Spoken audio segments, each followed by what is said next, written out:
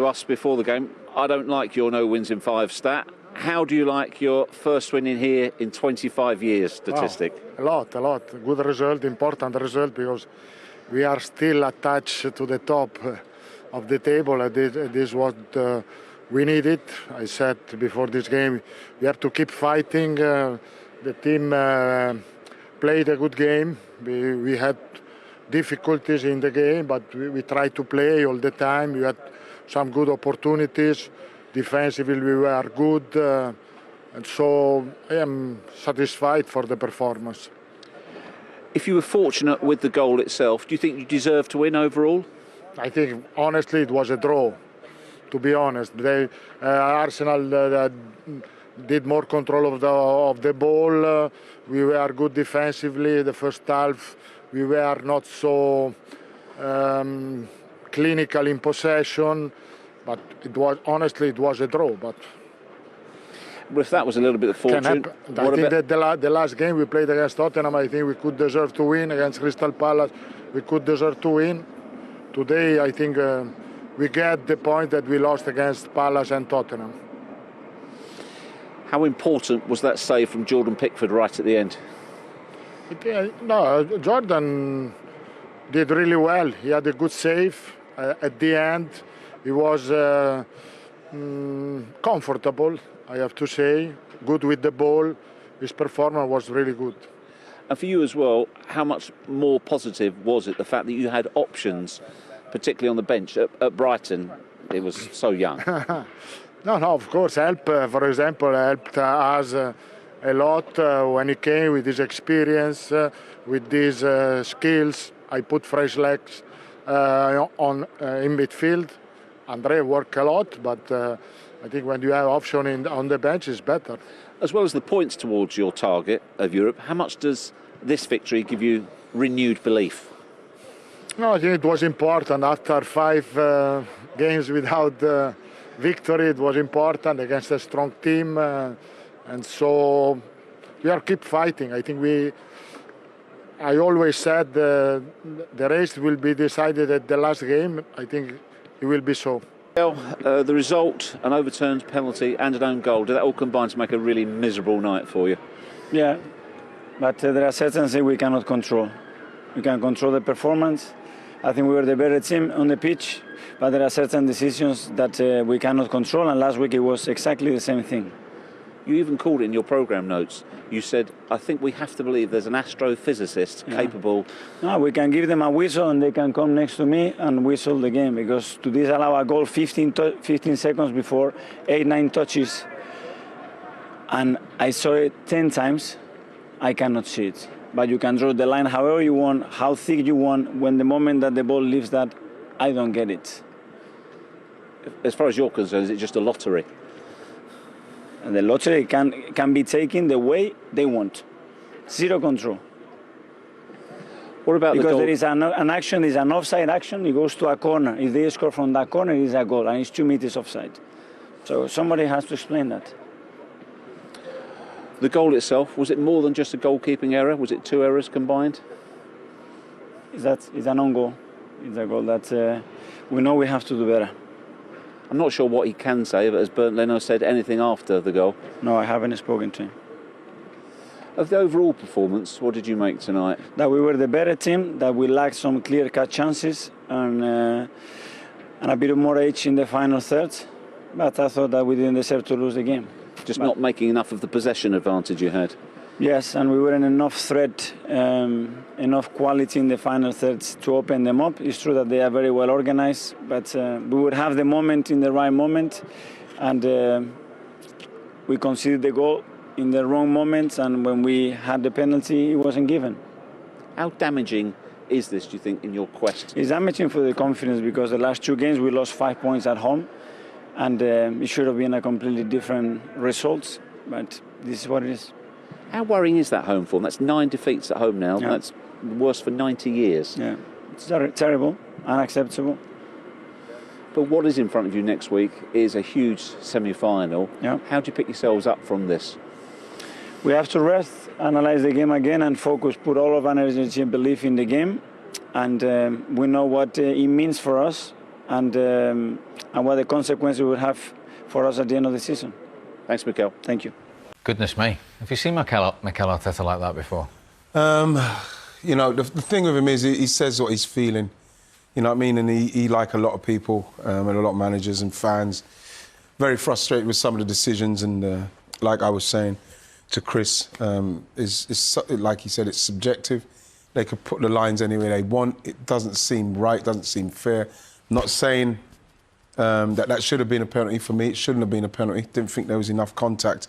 But I totally understand the frustrations. But at the same time, you know, we didn't play well enough. I thought the substitution of Pepe was a mistake for me. I think when Willian came on, they switched Saka over to the right, and then what was happening is Saka would get it, he'd cut back inside, and it would come across the pitch.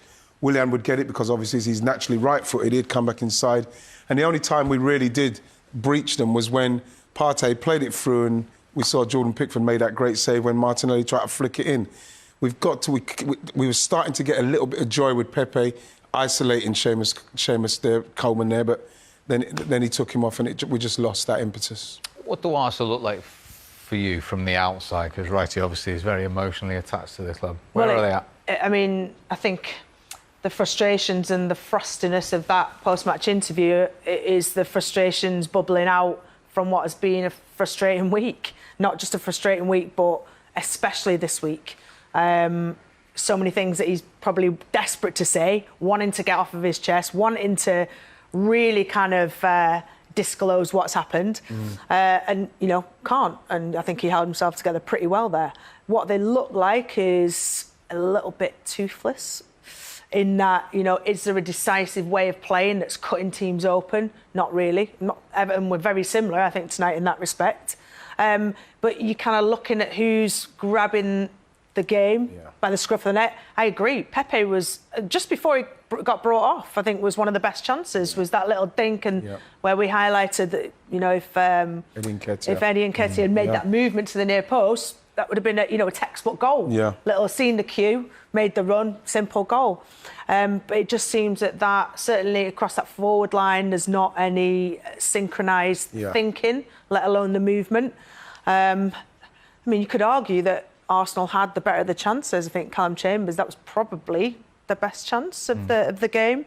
But it just seems like I think you feel like wounded, a bit bruised for the whole events of the week, and it looks like the whole team are feeling it. But next week now, Unai Emery would like nothing else over two legs than to knock Arsenal out and get to another Europa League final. I mean, just how huge, we know where they are, the 9th, they're 5 points behind Everton. How huge are these two games, particularly the first leg now away in Spain? It's massive. It's massive to not only get past that game, but to try and win this competition, because even if that happens, it doesn't save the way this season's panned out and the way we've played. Because let's face it, let's say we get through Villarreal, we get through whoever's in the final, win that, and get into the Champions League with what Arsenal have got now on their roster, what they're capable of getting. You know, what's going to happen to Arsenal if we get into the Champions League? There's a lot of work to be done at Arsenal, you know, and for Arsenal to get to the Europa Cup final and win it, it doesn't make me feel happy simply because I still think there's so much work to be done that even if we do win it, get into the Champions League, we're going to end up doing what? We qualified for the Champions League with 25 years, and how many times did we get knocked out the last 16? We got to the final once. I think that then putting the emphasis and the onus on Champions League and getting there, we've kind of lost our way in respects of building our club up, getting ourselves into a position where we saw our owners trying to use a cheat code to get at the top table. We've got a lot of work to do. I think we find ourselves in a very fortunate position to be in a position where we're in a final, but we've still got so much work to do. That manager's got a lot on his plate. Righty, Rachel, thank you very much indeed. It's an emotive week and night for Arsenal, but Everton are still in there and very much fighting for a European place, and the three of us will see you soon. No goals at the break in North London between Arsenal and Everton in that first half. What have you made of it, Rach? I think I used the word underwhelming, and I think that describes it pretty well. I don't think either team have kicked into third gear, let alone fourth or fifth. I think some of the little build-up has been snuffed out. It's been quite tight in that midfield. Alan's made quite a lot of mistakes with simple passes. So for Everton point of view, they want to be expansive. They want Digne and they want Coleman to get that ball, get it out wide, cause problems, drag out the Arsenal's defence. They haven't done that quick enough. Gomez has got caught in possession too many times. James has got caught in possession. Too many touches. It needs to be shorter, sharper from Everton. From an Arsenal point of view? Well, they've started, the onus is on Arsenal to try and attack them. It's, they're at home and they have to try and go at them. And I've been a little bit impressed with Eddie. I think his link-up play's been OK, but in the main, nothing to write home about. Not enough for me. Quick passes. I think Emile Smith-Rowe's been on the outskirts of the game a little bit. You want him to get involved a bit more. Same with Saka. It's just not enough, not quick enough, not sharp enough. OK. Well, Everton have had the better opportunities in front of goal, Rach. Yeah, they have. I mean, I want to see Richarlison back on that left side, but he's been effective when he's come off that right and come more central. When he's on his left side and cutting onto his right foot, he's really effective. Here he's doing the opposite. He's coming in off the right, cuts it across, and it's a left foot. Decent save from Leno. Kind of fortunate it doesn't pop up to Dominic Calvert-Lewin.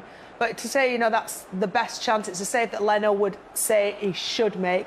And then I thought a set piece could define it because neither team were playing scintillating football. And if you got the choice of James, Sigurdsson or Digne, set piece takers, you could have seen Everton taking the lead from that.